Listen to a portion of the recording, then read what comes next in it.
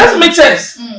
Say it's time my sign money na dey bia chinchire especially the Church of Pentecost.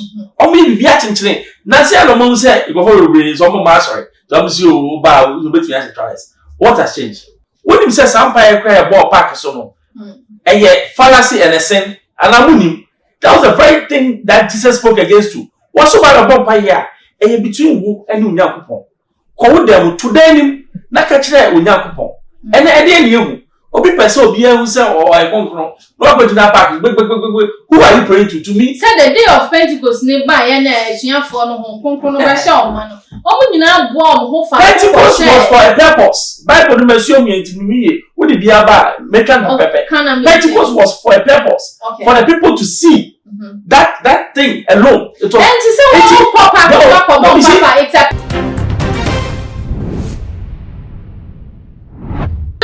and then so me mo akwa e de batuma die so na nyame twa sa bibia wo je bre na ode etie yen ehwe yen videos nyame ensure pa Merry Christmas so enko emfa emma wo na yede yani ekopie mu e wo the Church of Pentecost o makachi ana ensem a efri ho eba no eye Hebron prayer camp na yenim se ehye the Church of Pentecost ase and then name chairman of the Church of Pentecost Apostle Eric Nyameche ede abeto e mountain so se enne eya Hebron asori na nipa dodo na nim se ehye Pentecost mu no omo logo anase omo afade a wo fade ya asori na ewo bibia Pentecost di won ho no ontwe ne ho emfiri mu enya di a wo ma ne kwan se oyusu sa ne ma ne biem ni nyina eye se omo doctrines a wo yusu di ya asori no enne wase papa no ekamia yese wagu nani aguso oye niema bia ene omo doctrines no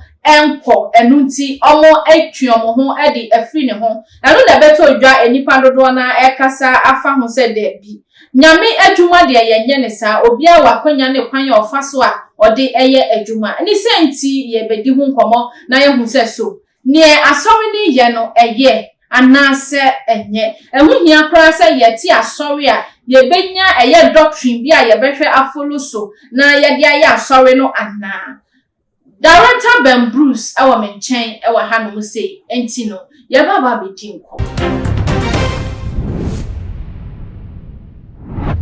na Director Ben Bruce awa hanu say enti ye baba bedi nko men yeah enti say I don't. If you have a I said, Obadi Adama, I fear to be the okay, sorry. Of course. Sorry. We come Mount Sinai. Mount Sinai. Yeah, may I come by bus? Come by bus, but me pass a bomb. Yo. Oh, yeah, the Church of Pentecost for SC and name, a year Hebron prayer camp, or so for a year Frank. Elder Frank Kwabnadon ko eda no omo logos ni ade a omo use omo umbrella bibia e wo e ontwe ne ho efefiri no then na wo kafa me charity for no be out here. You see sometimes na Christoso no mo ya mana aye bibia wo ho. Okay. The very thing Yesu kasati ya no na na ye e dey any logo e dey any asori e dey any dan no asori no wakoma sana Yesu tren was say a time will come baby a will be here what be so nyame me here was sorry say me the best nyame what e dan no kra na say no go no pay say but what try say omo wo enhihye bi a omo ade ye asori e hona kameba Yesu by obreki all protocols Moses mra bia ni ha Yesu breaking ni nyina what try e post e woni bibi sometimes ala honya mo sire o woni say sampire cry e ball park so no fallacy and a sin and amunim. That was the very thing that Jesus spoke against you. What's about a bumper here? Between who and Unyakupon. Call them to them, Nakachre Unyakupon. And then you, Obi Peso be who say, or I won't know. Not going to that park. Who are you praying to me? Said the day of Pentecost nearby, and she have for no home, man. Oh, you now bomb who Pentecost was for a purpose. Bible mention me to me. Would it be about making a pepper? Pentecost was for a purpose. For the people to see that thing alone. It was. It's a purpose. Christianity and your event. Okay. And yet one time event. Okay. Say one time event anka Yesu buy who ya can one no. But a way of life. And a way of life no and static. E ka say dey static and you know what say kiri we ni and you cut out in stone.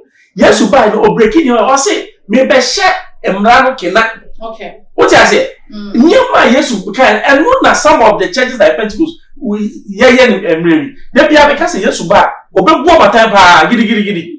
Because nipa na ba ade ba ko me ni kwa o ma so ni say obi pa na okobo adwama na aka say kwala continent woni nkofo a of course no ma bo nipa na say because at the highest order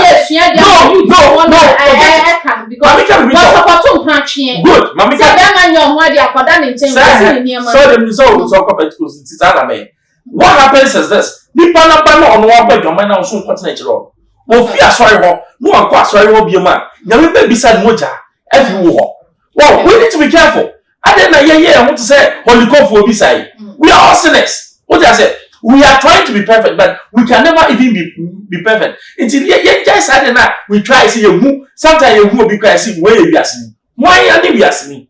Now one Christian. And because you can never be asking in the career more yellow. And you're better than who suffer from Christian. Some of these things me who need to be regimented. Faith. And you me video. What you my guy was said, Corey Manche. Now we manche now Tibeko. Now Jimmy Dia. Sorry, I said Beko. Yes, you over besides. So do you believe?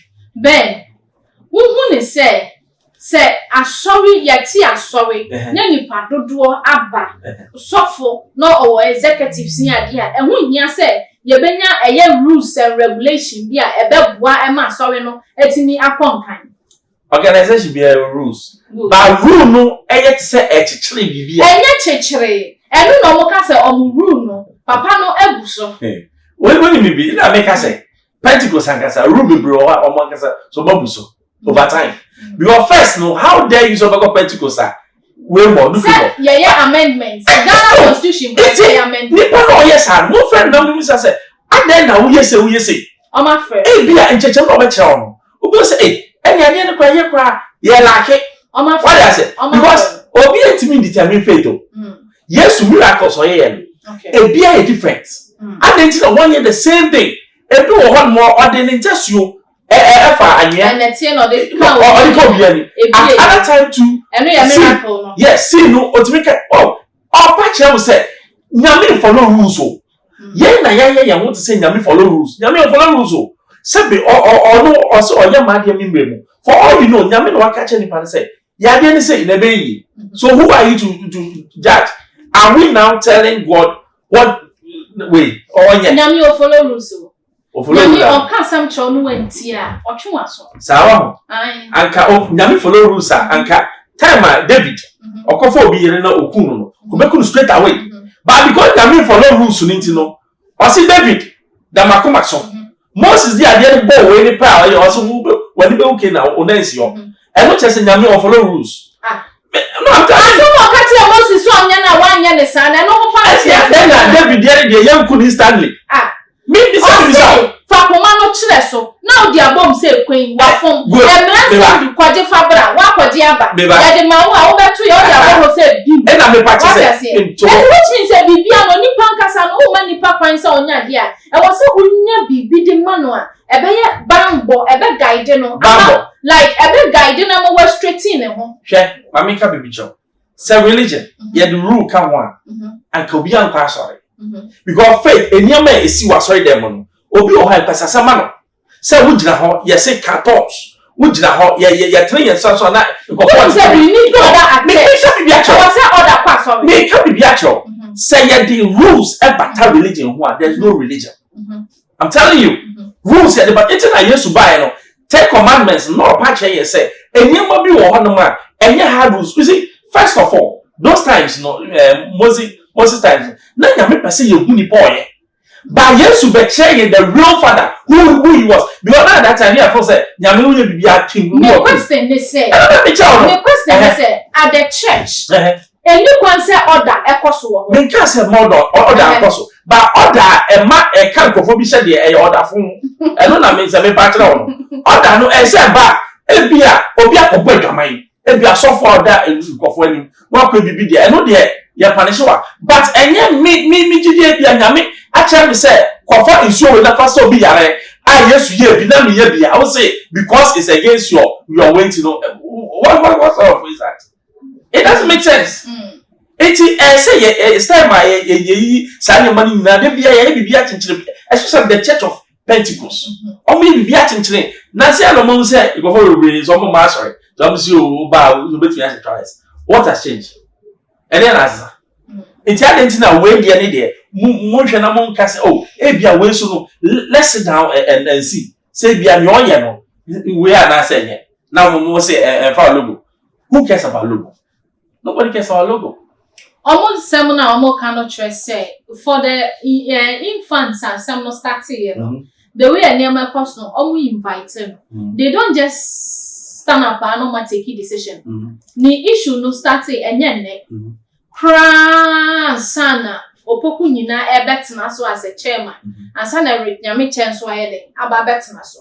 Enti o ma ye mu hwehwemu hu se ba bia du ni die. So niema na yese ondi obi yere we di obi wa so de ondi obi a wa so de we obi sika obi asika okum nipa ti afa dia de ne won se ne se eniema yese sesa enye sei so asori ni din na da wo so ni ti enye sei na se no na wo ye de a ene na sa de a fa wo hu ne so ye mfa ya onim ade we ya mo yi wa yesu enyansa Kofi Oduro. So Kofi Oduro. Ye ni ba bi o start no ko presby. Won so sa en wo sa ba so o start to healing. But for there when you enter how. Onim what say no na nyame ya dikase ya. So say presby ye big crusader. O ko frɛ no. What is it? Why do you drive the person away? It's who drive even na enye adom bi da nyame soul mu na so ko wi asima. You've lost a big soul. It's a people na wo ya bi sa wo say ade na me ye no. Nyame epada open na hwe say ade na me sometimes they based on your intuition but Bible na yesom ne nyame na yesom it's not based on our own intuition it's spiritual it's ade bi e bia ese it should work it is nyame na directing nko ade na yenya no no straight God knows what exactly what he's doing nyame your permission and no your rules to go and pick somebody to wait ese mo bo na mu say ade na oye if nyame ana why do you stop? And Fanny say what sorry now kwaya so for no say akwantre nyame ayi a kire no say e wo say or drum so ma na no. You see say eya akwantre ntu be dia no. Mama ka bi ncho. Yesu e dey intesuo eya doche di for eya pasasam e ma obi no. No, I'm being very blunt. But at the end of the day, he succeeded in opening the eyes of the person. Okay. And I make us a rules, their rules. And I faith. In the question no. Never say me quite sorry. Nanya me so yi chere. No to say and them person no mami we go so. Now we to. Me no. Oh yes. No, people just say hey faith. Yes. Eti say nyame yi anchina. Na so se onu na we yi acha. At that time no, nyame baba me sign. Nyame kwa beti me catch am say me na me catch am say ye nti ye. What is hey. Na nyame so ama hwe no no mom no yi chere ne. There be say o kan sam na bi o kan o say kwasa sam ti me ye. Baby so ha, nyam o say na hetel. Okay. Nyame otimi catch am say ni na aba obrabo mu. Otimi kan nyama bi chere. Based on that, I say we say. And yeah, na abosum dem say akwase ye. Kofo nkom no say so fini nyina wa abosum dem. Na nyame say me no mu so bi do so na say me won ya me say that me no. Open straight. After aha ne de besi mate enkomo na ye de na bambrusu mu jana nsem a obeka no na tese ne the Church of Pentecost say eye Elder Eric Donko a that Hebron prayer camp anono omo atwe omo ho afri ne ho e kakra enu nti na aha ne de besi ben who asebi ha o final words Christopher mu janya atwo Yesu ba na de no chipa nya atwo waso ba o hia ye hye obe nyu anu na mojo de obepi wa fi nanum sa enhyene ni o basa hwe mo je correction na mo fa ko ma hiafo asofo cars amodam ni afia mo sisi ni nyina mu nyai ko Yesu ba no onante sofo kwa de hu hia ka eso do na bo fam pam sa na hwe se asori for no omudi ya na yenja se sadia man mo ma se ye na etwe akra ba Yesu mu ye nye no se edwaman ene ne ma boni a ekoso asori dem yenka o ye can say pray for me na me go America o go America e dey na gwagwa wo papa omuso wo ma lo bi ma te ho woto ho a me ba wa asori bi me ba so a ye be promote wa asori na ma no ato wa o hwe me da se nyame ye nhira sa o je bre like your videos na share your all the social media platforms no so and then that o hwe ye won subscribe no subscribe and video bi atmo na unsa etimi akem edin ya me je so ani Empress Ann ememe nyina kechi ba ko be makra